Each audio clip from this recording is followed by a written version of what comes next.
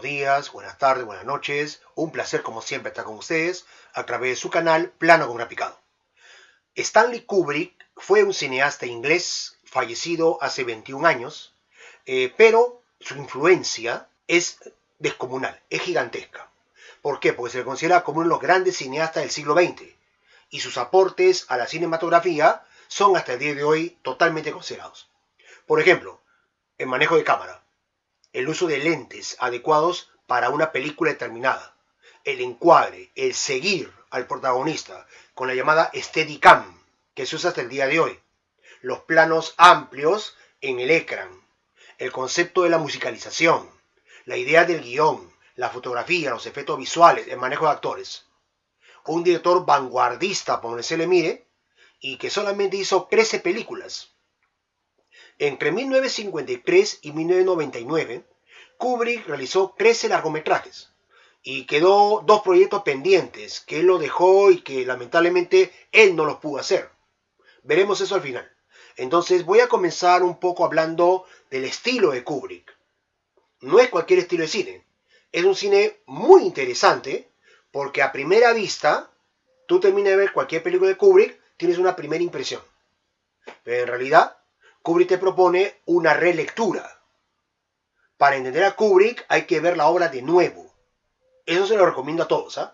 No hay una sola película de Kubrick que no tenga mensajes ocultos, simbologías, metáforas filosóficas sociales, entre otros aspectos. Y eso requiere una nueva lectura. Y de ahí que su obra sea considerada como obras maestras, casi en el conjunto integral, casi.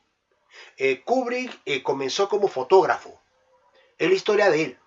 Y tenía un gusto muy bien detallado por los contrastes de luz. En el tiempo se animó a hacer pequeños documentales. Y se sabe que hizo 3 documentales cortos, ¿okay? Que tienen que ver sobre sociedad, política, poder o una reunión sindical. Que obviamente le permitió a él tener un entrenamiento previo hacia el salto a la dirección de una película largometraje. En 1953, Kubrick lanzó su primera película, Fear and Desire, Miedo y Deseo. Un thriller de suspenso, un thriller romántico pero de suspenso, que Kubrick decidió retirarla del mercado. Hay solamente muy pocas copias disponibles en el mundo de esta película, porque Kubrick considera que era una obra malísima. Autocrítico el tipo, autocrítico, muy perfeccionista, y retiró hasta los negativos. Pero felizmente se han preservado algunas copias. Este es el año 51. La segunda película, perdón, 53, corrijo. La segunda película que él hace data del año 55, que se llama El beso del asesino. Otro thriller de suspenso.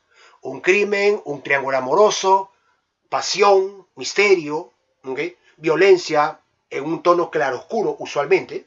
Y esta película no tuvo mucho éxito porque Kubrick gustaba exhibir sus cintas en pequeños lugares, como una especie de arte, se llama arte visual, así le llamaba él, y era conocido por un público, digamos, reducido, y no tenía todavía la dimensión que va a tener después. Ahora, esa dimensión la va a lograr él en el año 56, cuando lanza The Killing, y ahí Sebastián, en la parte técnica como siempre, me está apoyando en la colocación de imágenes. Entonces The Killing es una historia de violencia, de un sicario, de un crimen, de una meta a obtener y de la ambición y la perversión personal.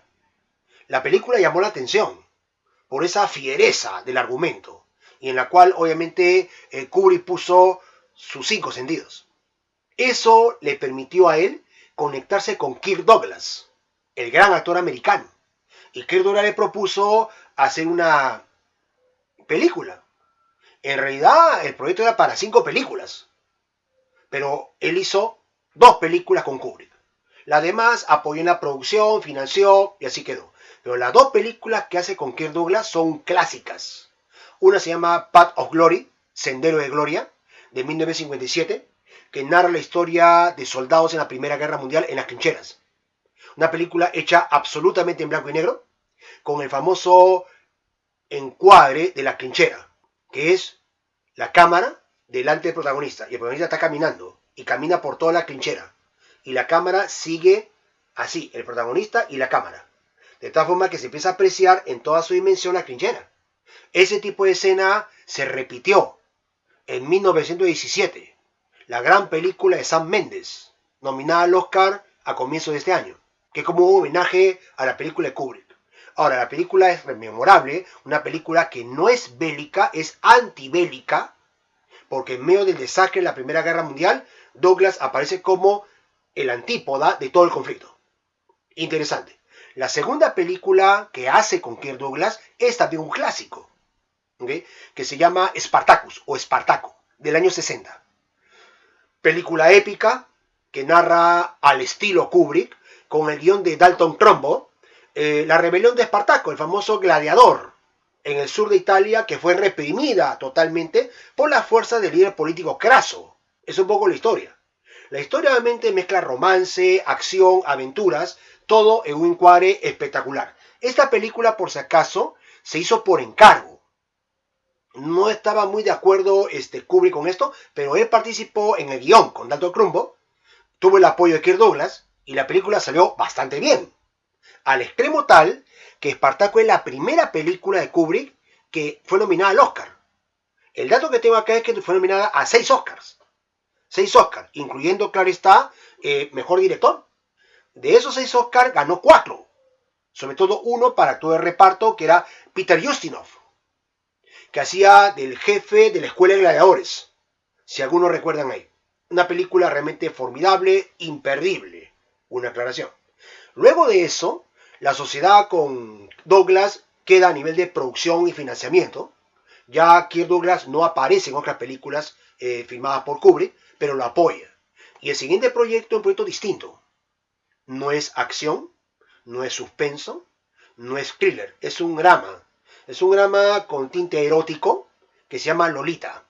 Lolita es una novela del ruso Vladimir Nabokov, que habla de una ninfula menor de edad que tiene vínculos con un hombre mayor. Y el hombre mayor está obsesionado por la ninfula.